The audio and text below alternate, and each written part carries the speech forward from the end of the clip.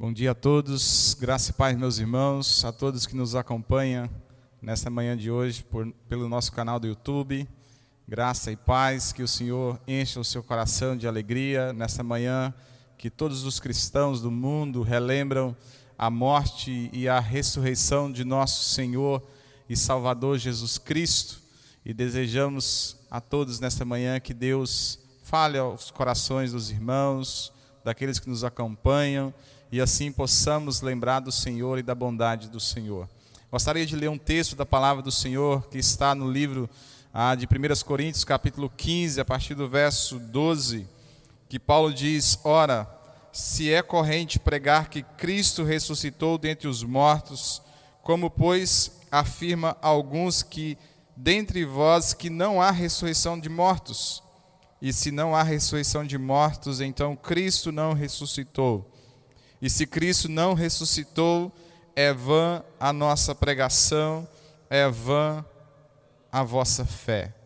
É nesse dia que nós celebramos a ressurreição de nosso bondoso Senhor e desejamos que esse dia seja marcado nas nossas vidas, na vida dos cristãos, em todo lugar, em todo mundo, e assim desejamos que todos sejam abençoados pelo Senhor. Vamos orar?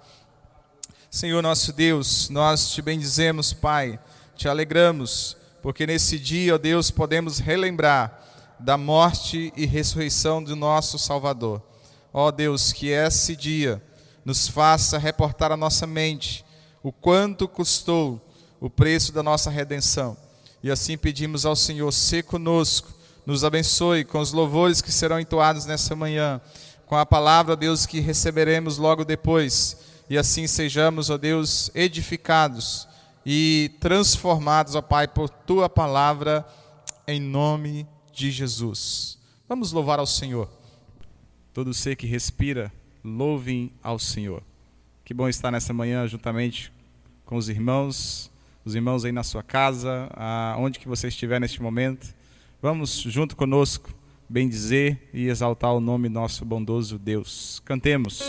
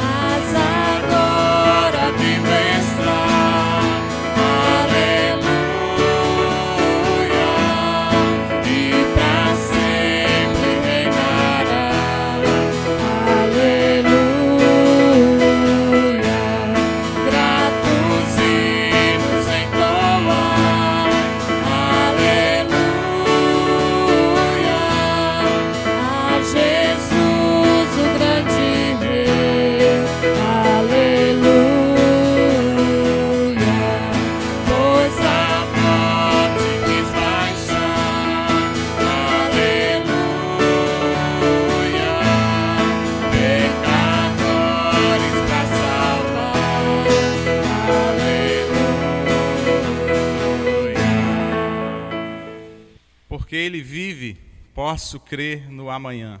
Porque Ele vive, posso crer no amanhã. Porque Ele vive, temor não há. Mas eu bem sei que a minha vida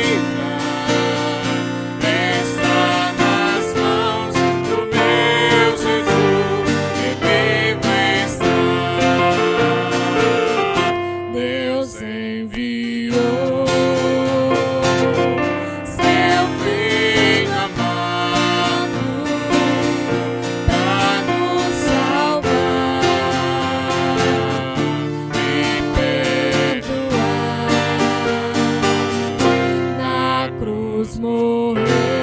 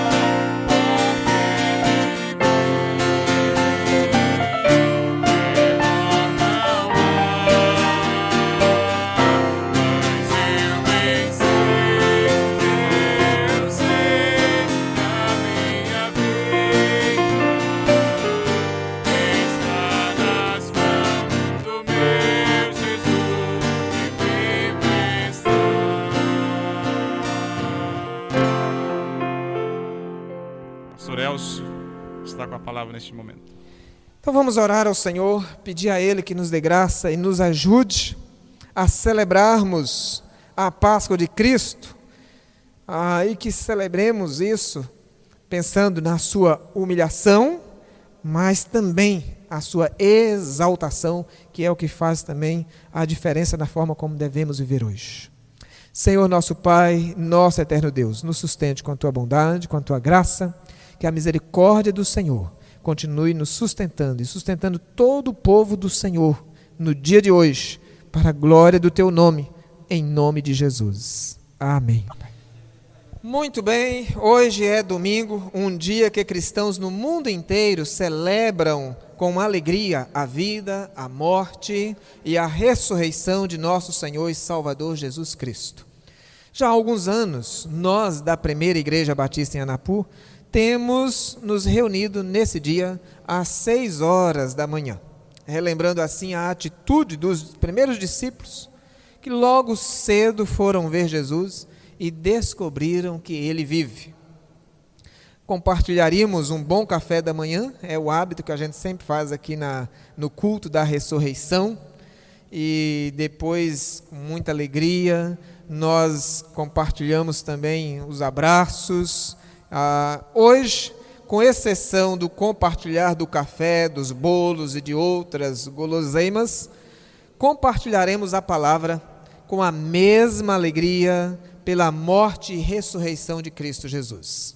Você aí na sua casa, iremos fazer com muita alegria. E já também quero incentivar e dizer para você que eu estou orando para que você permaneça fazendo seus cultos familiares, o culto doméstico. Hoje, a ideia do estudo que nós iremos ter na nossa EBD será tirado desse material, Treinando Corações e Ensinando Mentes, que é uma devocional traduzida pela Juliana Fontoura, aquela menina que já esteve conosco aqui algumas vezes, baseado no Catecismo de Westminster, e as perguntas desse material do Catecismo é distribuído para que durante toda a semana, todos os dias da semana, a gente estude aquela mesma pergunta. E tem sido bênção esse material nas nossas vidas, na minha família, e eu gostaria que você, se caso ainda não tem o hábito de ter o culto doméstico, que este seja o período que Deus tem reservado para você, para a sua família, desenvolver isso. todos os dias, reunindo com a sua família e fazendo culto doméstico. Pois bem, voltando então à nossa EBD, Escola Bíblica Dominical, teremos o que nós chamamos de sala única. Os jovens, adolescentes, crianças, adultos, estaremos juntos. Eu serei o professor de vocês hoje, né? Dando férias aí aos outros professores. E nós iremos então estudar em que consiste a Páscoa. O que isso quer dizer? E quero começar com algumas perguntas. Qual o significado desse dia para nós? Sabemos responder com clareza esta pergunta? Eu fico imaginando agora vocês aqui no banco, né, e respondendo. Já até penso quem seriam os primeiros que iriam dar as respostas. Alguns iriam dizer: a Páscoa significa ressurreição, morte, a vida e morte do Senhor Jesus Cristo. Isso significa Páscoa. É verdade. Mas, para resumir isso, em que consiste a Páscoa, eu gostaria de fazer duas afirmações que vai nos ajudar a responder o que significa a Páscoa. E fazendo desse momento a escola dominical. Você aí na sua casa, com a sua Bíblia na mão, nós iremos estudar os princípios fundamentais, os quais estão descritos neste material. Primeiro, em que consiste a Páscoa? E aí, das duas afirmações que irei fazer, uma é: a Páscoa consiste na humilhação de Cristo. A segunda é: a Páscoa consiste também na exaltação de Cristo Jesus. Vejamos então a primeira. Em que consiste a Páscoa? E a primeira resposta é: na humilhação de Cristo Jesus. No Catecismo de Westminster, que também está aqui para o nosso culto doméstico que nós fizemos, diz o seguinte: o que é a humilhação de Cristo? A humilhação de Cristo consistiu em ele ter nascido, e isso em condição baixa, sujeita à lei, em ter sofrido as misérias desta vida, a ira de Deus e a amaldiçoada morte na cruz, em ter sido sepultado, permanecido debaixo do poder da morte durante certo tempo. Vejamos isso em Filipenses 2, abra sua Bíblia, Filipenses 2, do verso 5 ao 11.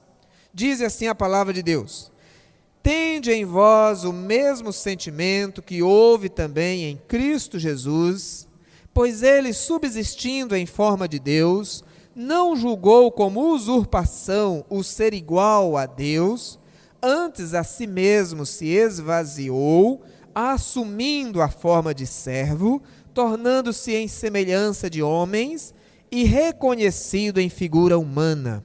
A si mesmo se humilhou, tornando-se obediente até a morte e morte de cruz. Pelo que também Deus o exaltou sobremaneira e lhe deu o nome que está acima de todo nome, para que ao nome de Jesus se dobre todo joelho nos céus, na terra e debaixo da terra, e toda a língua confesse que Jesus Cristo é Senhor, para a glória de Deus Pai. O texto nos descreve, no versículo 8, se você está com a sua Bíblia aberta, a Bíblia descreve como Cristo se humilhou, descreve o significado e a forma desta humilhação. No verso 8 diz que ele foi obediente. Em que ele foi obediente? Como ele foi obediente? Em outras palavras, o que ele estava obedecendo? Quando Cristo submete a tudo isso, inclusive a morte, a Bíblia está descrevendo que ele foi obediente. Mas a quem? A que ele estava obedecendo? Para responder isso, eu quero te convidar a voltar no Evangelho de João, capítulo 17, e nós iremos ver a que Cristo estava obedecendo. Precisamos ser lembrados que havia um pacto entre Deus Pai, Deus Filho e Deus Espírito Santo, e que este plano de salvar um povo para si mesmo tinha duas partes envolvendo esse plano. A primeira parte é a humilhação de Cristo e a exaltação de Cristo como a segunda parte. Vejamos esse pacto sendo mencionado então em João 17. Olha comigo, João 17, o verso 2, diz assim: assim como lhe conferiste a autoridade sobre toda a carne, a fim de que ele conceda a vida eterna a todos os que lhe deste.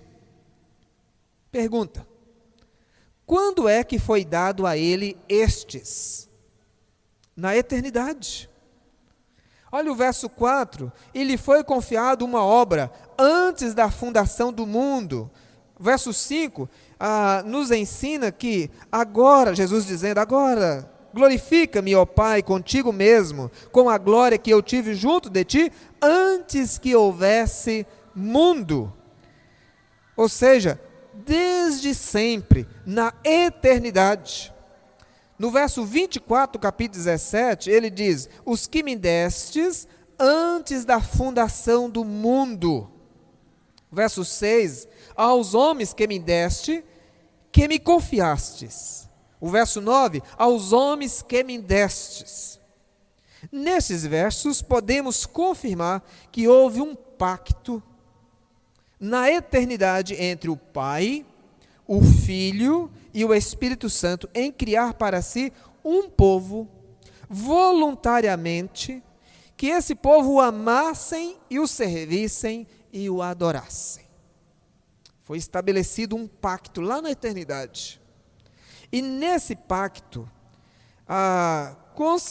consistia em que a parte do Filho seria vir ao mundo, se tornar um entre eles, nascendo de uma mulher, ser tentado, humilhado, morar com eles, servir, morrer por eles e ressuscitar por eles. Houve um pacto, e que a parte no pacto que caberia ao Filho seria essa. E que parte do Filho seria essa, e que ele cumpre ela, conforme Filipenses capítulo 2, sendo obediente. Ao Espírito, caberia capacitar o Filho, fortalecer o Filho em sua missão e convencer os homens disto. Então a pergunta é: a quem ele foi obediente? Voltando para Filipenses capítulo 2, que a Bíblia diz que ele foi obediente. O texto é bem claro, que Cristo foi obediente a este pacto, a sua parte no pacto. Olha o verso 6, vai descrever esta obediência na forma de sua humilhação, e o verso 6 diz: pois ele, subsistindo em forma de Deus, ou seja, ele abrindo mão de seu estado de glória. Antes de nascer em Belém, Jesus já era Deus onisciente, onipresente, onipotente. Ele é a expressão exata do ser de Deus, como diz o livro de Hebreus, como o próprio Paulo em Colossenses afirma. Ele é a expressão exata do ser de Deus, mas nesse pacto, coube a ele a sua parte de humilhação, abrir mão desse estado de glória. O verso 7 nos ensina também que ele esvaziou-se, antes a si mesmo se esvaziou, significa dizer, renunciou os privilégios voluntariamente, aceitou receber o corpo humano, com este corpo sujeitou receber no corpo todas as fragilidades humanas.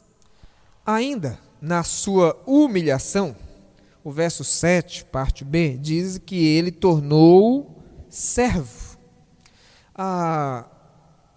Ele obedeceu ao pacto, não como um homem natural, que já era humilhante, mas como servo de Deus e de homens. Só de Cristo ter se tornado um homem já é humilhante. Mas um homem servo. Verso 8 diz que sujeitando a morrer, a morte de cruz. Por que fez isso? Por completa obediência. É isso que nos faz lembrar da noite em que ele foi traído, em suas orações, o clamor dele: Pai, se possível, passe de mim esse cálice. Mas que não seja feita a minha vontade, mas a sua. Porque havia um acordo, havia um pacto estabelecido, e nesse pacto, uma das questões que Jesus não queria era ser desobediente a esse acordo. Chamamos isso de um pacto. E diz o texto que ele foi obediente até a morte, e sujeitando a morrer, a morte de cruz. Aqui vimos que todo este contexto de seu nascimento, vida, morte e ressurreição expressa este princípio, a humilhação por obediência. Então, a primeira resposta: em que consiste a Páscoa?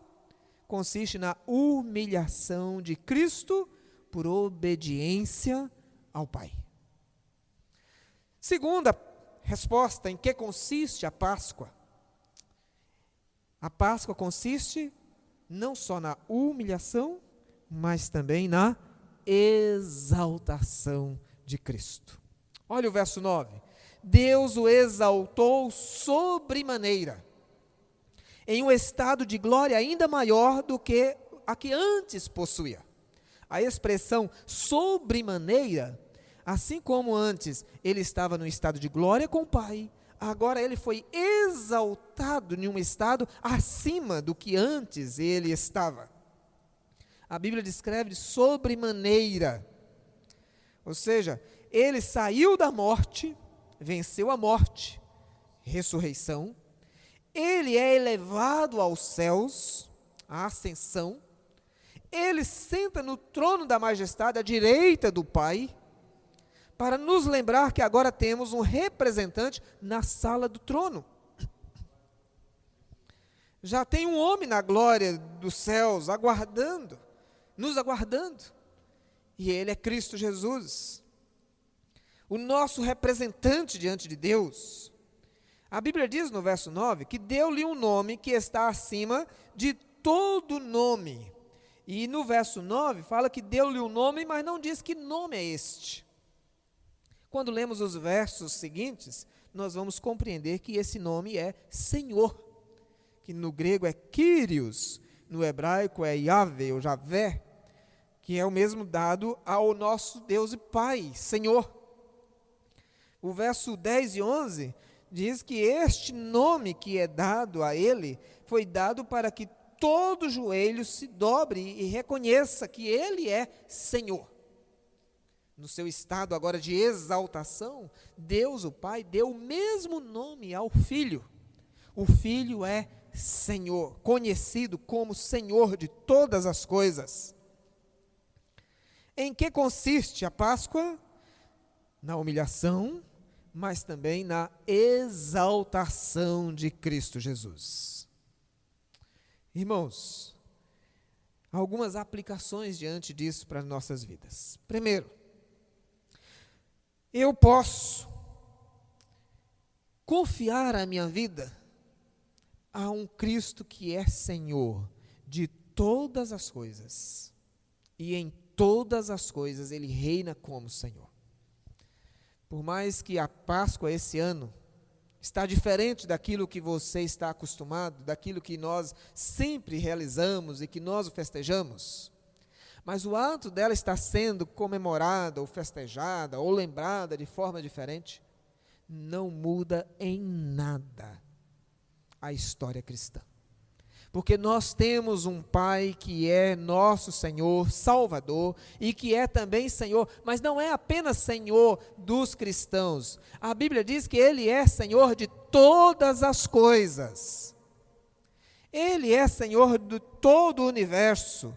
Quando a Bíblia diz que toda língua há de confessar que Jesus Cristo é Senhor para a glória de Deus Pai, é todas as coisas. O verso 10 diz que todo joelho há de se dobrar diante dele, joelhos nos céus, na terra, debaixo da terra. Todas as coisas estão sujeitas a este Senhor. Podemos, ou melhor, devemos celebrar hoje por causa da obediência de Cristo. Preciso lembrar que não foi a minha obediência, nem a sua obediência, mas foi a obediência de Cristo Jesus. Não é a decisão do governo, não é a decisão de um presidente, não é a decisão do prefeito, não é a decisão de um império, seja ele de direita ou de esquerda, que vai mudar a história dos rumos da igreja do Senhor Jesus Cristo. Porque a igreja do Senhor Jesus Cristo está debaixo de um Senhor, e que este Senhor é Senhor sobre todas as coisas. E a Páscoa nos faz lembrar isso. A Páscoa nos faz lembrar que há um Senhor de todas as coisas e que esse Senhor é Jesus Cristo. Uma outra aplicação que eu poderia fazer agora nesta manhã é: confesse que Cristo é seu Senhor. O Senhor humilde que proclama o ano aceitável, o ano onde Ele nos aceita como justos, sendo nós ainda pecadores e arrogantes. Haverá um tempo em que Cristo mesmo diz ser em breve, quando o homem só o reconhecerá, porque não terá mais como negar a verdade, mas não será mais para a salvação. Faça isso antes daquele dia. Celebremos a Páscoa de Cristo, celebremos sua humilhação e sua exaltação. Façamos isso hoje. Hoje é tempo de celebrarmos isso. A Bíblia nos descreve em 1 Coríntios 15, 27, que haverá um tempo em que todas as coisas serão entregues à mão do Pai pelo Filho. Olha o que diz 1 Coríntios 15, 27. Porque todas as coisas sujeitou debaixo dos pés. E quando diz que todas as coisas lhe estão sujeitas, certamente exclui aquele que tudo lhe subordinou. Ou seja, todas as coisas estão sujeitas a Cristo, com exceção de Deus o Pai, que foi Ele quem o subordinou todas as coisas ao Filho. Mas no verso 28 diz: quando, porém, todas as coisas lhe estiverem sujeitas, então o próprio Filho também se sujeitará àquele que todas as coisas lhe sujeitou, para que Deus seja tudo em todos. Irmãos, pensando na Páscoa, e pensando que a Páscoa consiste na humilhação e na exaltação de Cristo, nós somos lembrados que Cristo fez isso por obediência a um pacto eterno feito antes da fundação do mundo. Eu quero te lembrar que nada mudou daquele pacto ao ponto de Cristo obedientemente cumprir cabalmente o acordo daquele pacto feito lá antes. Isso me faz pensar que se ele não mudou nada do pacto, foi fiel até a morte, cumprindo cabalmente os detalhes do pacto, saiba você uma coisa: nada vai mudar o plano estabelecido de Deus Pai para com Deus Filho, na história do seu povo redimido, a qual ele salvou com seu sangue, e está guardando com o seu braço poderoso. E um dia ele vai entregar esses filhos ao Pai, subordinando tudo ao Pai, inclusive ele mesmo. Podemos passar dias difíceis e problemas na vida, mas tenha certeza que aqueles a qual ele chamou e arrastou com o seu precioso sangue, ele irá entregar plenamente perfeitos ao Pai. Podemos ter dias difíceis, podemos não celebrar uma Páscoa todos juntos, mas temos certeza, temos um Cristo que é Senhor e que é fiel, e que por obediência a um pacto estabelecido no passado, Ele continua mantendo a minha vida e a sua vida, e há de manter eternamente, até entregar ao Pai completamente. Entrega a sua vida a Ele, creia nele, e hoje mesmo, faça dele o seu refúgio. Não existe outro local. É Cristo. Entrega a sua vida a Jesus.